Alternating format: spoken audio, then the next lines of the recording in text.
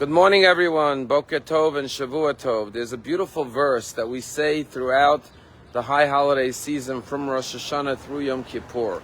And that is, Hashivenu Hashem Elecha. Help us, Almighty God, return unto you. Vinashuva, and then we will return. Chadesh Yameinu, renew our days, kikadem, like in days of old.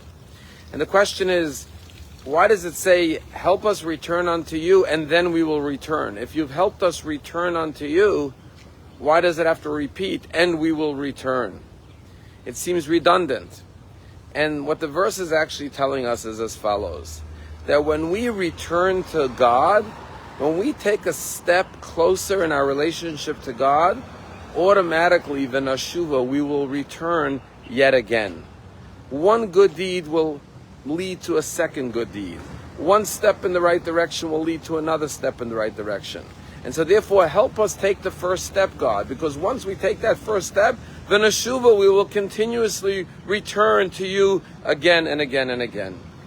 You know, when our synagogue went on a mission to Israel in April, about 30 members of our synagogue, we raised money in the community to go to Israel and help our brothers and sisters. And we learned about a very special bar and bat mitzvah that was taking place at the Western Wall. Was being organized by an organization for 100 orphans who their parents, either a father or mother, was murdered on October 7th or on one of the subsequent days of October 7th. And we said we would like to attend this special bar and bat mitzvah for these orphans, these beautiful children who are bereaved of their beloved parents. And we were invited to attend because our chazan, Tzvi Grunheim, was one of the cantors officiating at this bar and bat mitzvah at the Western Wall. And we asked, what can we do to make the bar and bat mitzvahs more special? And we were told that each boy was getting a beautiful pair of tefillin. And the girls were getting Shabbos candlesticks. But the bar mitzvah boys' tefillin was very special and expensive and valuable. But the girls were getting just plain, ordinary candlesticks. So Dini said, let's do something really special for the girls. So we went to the best silver store in Israel called Hatzorfim, and we purchased 50 beautiful, real silver, tall, gorgeous candlesticks.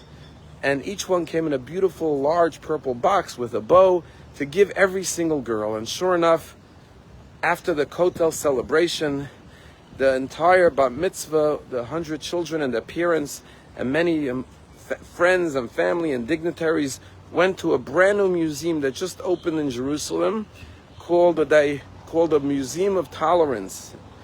And there was a big celebration, a big dinner, big reception, and then there was special dignitaries came to speak to the kids, including the president of Israel, Bougie Herzog, who we had the honor of meeting in a private room before the main reception. And many entertainers came to throw a beautiful party for these children. And then each girl was called up and given a beautiful box of silver candlesticks.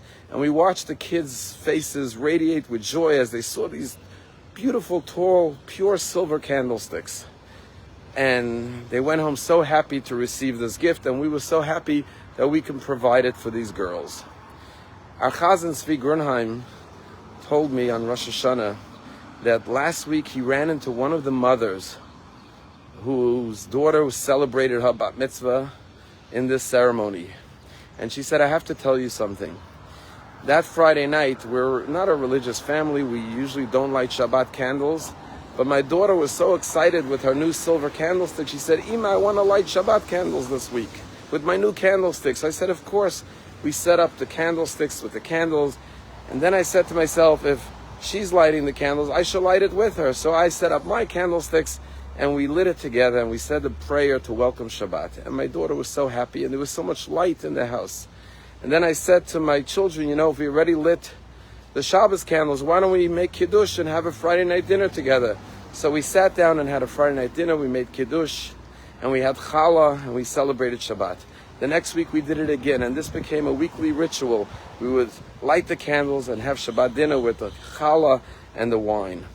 And then after a few weeks, I said, children, if we're already having the Shabbat Kiddush and the lighting the candles, why don't we go to synagogue in the morning for Shabbat?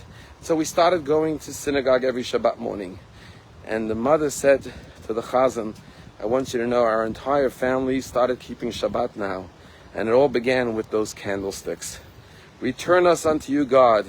Help us take that first step in the new year. Take on a new mitzvah. Because when we take that first step and we do that first mitzvah, v'neshuva, we will repeat over and over again. We will feel the joy and the warmth and the beauty of the mitzvah, and we'll crave to do more and more, and we'll continuously grow throughout the new year. Have a good day.